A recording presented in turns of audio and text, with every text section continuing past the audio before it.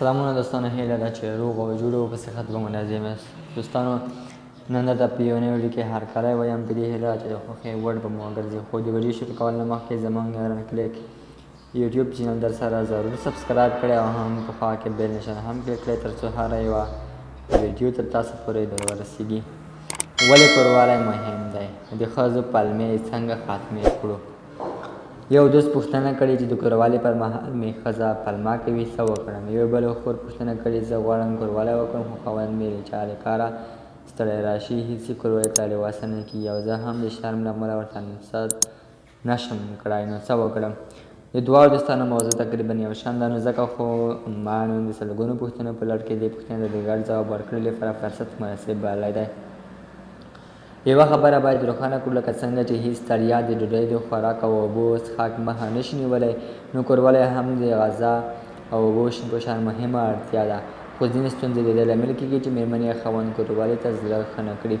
عربه شم اول د ورور ځواب: د مقدمې پرته د کوروالي پیل کول ان که مېرمن بیخي د اهمیت خاوند نه ورکوي، ځکه ښځه د نارینه‌وو په پرتله که څه هم عام تصور دا دی چې ډېره د کوروالي غوښتونکې ده، خو د ښځې شوق پارول او کوروالي ته آماده کول وخت ته اړتیا لري.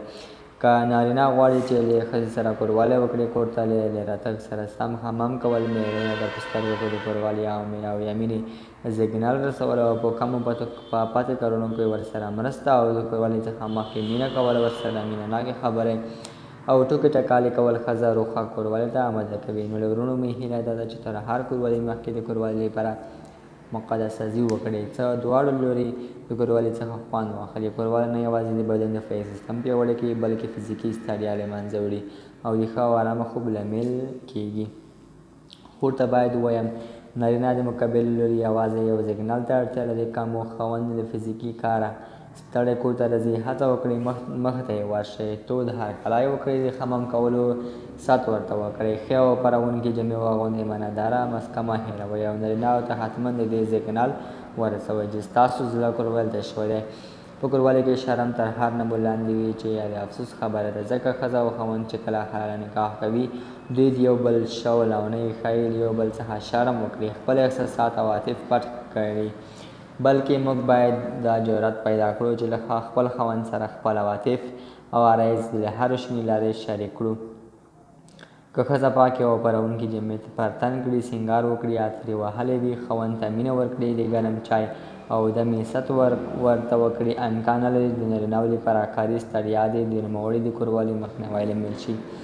راشئ ګډ ژوند د ملګرتیا پر بنسټ پر مخ بوځو. ملګرو، دغه وه زموږ ویډیو په دې هیله چې د خوښۍ وړ به مو ګرځېدلی وي. زموږ ویډیوګانې فحشه خپرونه بلکې تر تاسو پورې د جنسي اړخه معلومات درکوو.